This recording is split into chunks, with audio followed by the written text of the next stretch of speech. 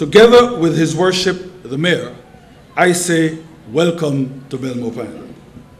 And I congratulate the September Celebrations Committee for giving back the Garden City its pride of place, for recognizing that the proper seat for the official Independence Day program is the nation's capital.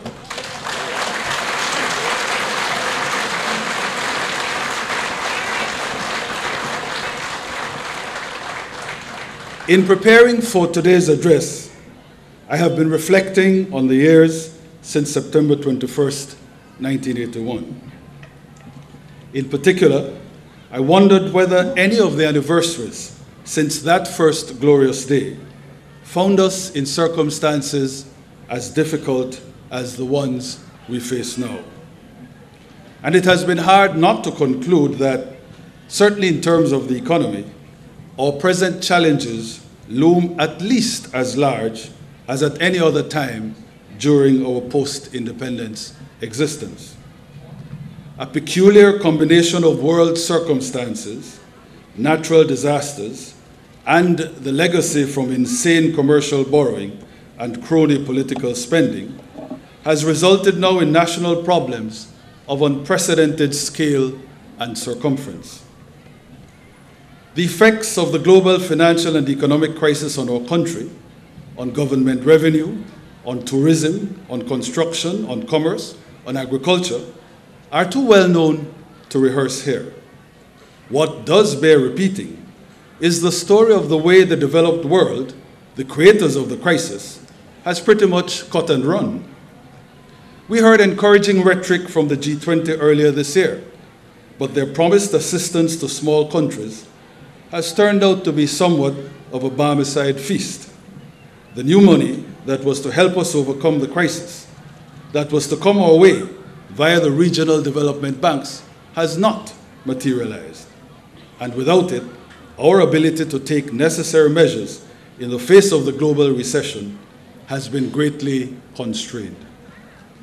When an economy goes into a tailspin, it is a truism that government should step into the breach.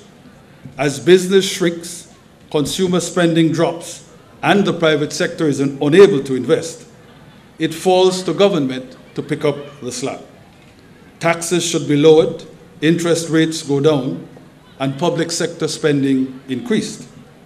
And that is exactly what has happened in the developed world. There, huge surpluses and the ability simply to print currency have financed unprecedented government interventions. But small countries such as ours have no money to properly fund stimulus packages and ramp up public spending. Heaven knows that in Belize we have tried, and we have made some progress. Much more, however, needs to be done. The promised external flows must arrive, the green shoots of recovery transplanted to our soil.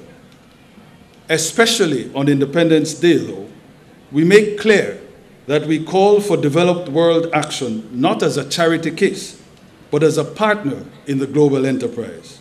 We are a people, after all, that have always paid our fair share to the international financial institutions. Now, it is clear that the straitened economic circumstances in which this country finds itself is owed in part to the transgressions of rich club nations. But it is equally true that our problems have been terribly exacerbated by local sins, by the rot of the pre-2008 era. Exhibit 1 is, of course, the poisoned chalice of that $1.1 billion super bond. That is what is raiding our recurrent revenues. That is what is crippling our cash flow, stifling our fiscal space, and ripping from our hands the tools to deliver the goods and services to the people of this country. But today is Independence Day, and I shall not rant. For this is the day when we give thanks for our wonderful country, our wonderful democracy. And it is a democracy so limitless in its tolerance that it extends forbearance, if not forgiveness, even to those that have left us this terrible bequest. And that is the theme I now wish to sound: how good and how great, despite present tribulations, our country is. How storied our past, how glorious our history, from the time of the Maya through the Battle of St. George's Key. How we continue to be inspired now by this trajectory, and how we are determined, therefore, that our independence celebrations will always be festivals of hope, confidence, and joy. In this vein, there are some important particulars to which I now point. I highlight, for example, the great strides that we have begun to make again in education, the new investments in teacher training, the certificate course in primary education to upgrade classroom pedagogical skills. There is also the subsidy program to first and second form students and the quantum increase in school places all over the country, but especially in the impoverished South. And it has surely pleased all of us to learn that the results of the Caribbean Education Certificate exams this year show a huge improvement over 2008. Let no one doubt it, we are back on the road to excellence in education.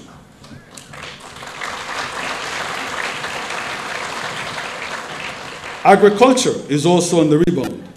Bumper crops and basic grains have been so much a feature of this last cycle that we have been able to sell 2.5 million pounds of yellow corn to a neighboring country. Beans and rice production is also on the increase, and Central American export markets for these two are even now being secured. To top it all off, the Minister of Agriculture is to sign this month a trailblazing agreement for the export to Mexico, our friend and brother, of Belizean cattle and processed beef products.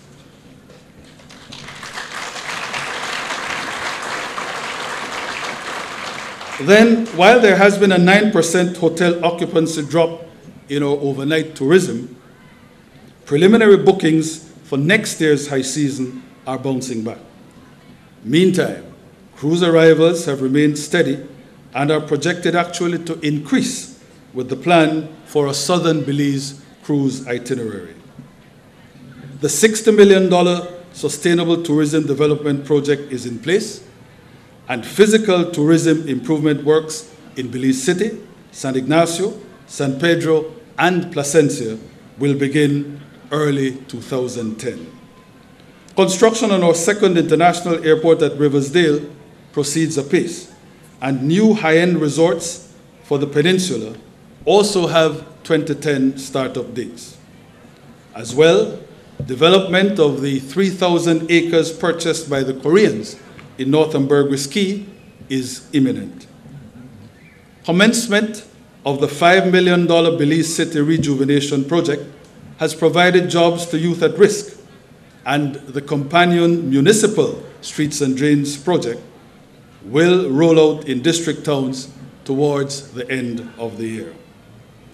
The Marion Jones Sporting Complex, the Kendall, Middlesex, and Mullins River bridges, the Southside Poverty Alleviation Project, the road rehabilitation countrywide, but especially in the north and south, all these are meat on the bone of our stimulus efforts, comparatively modest but effective.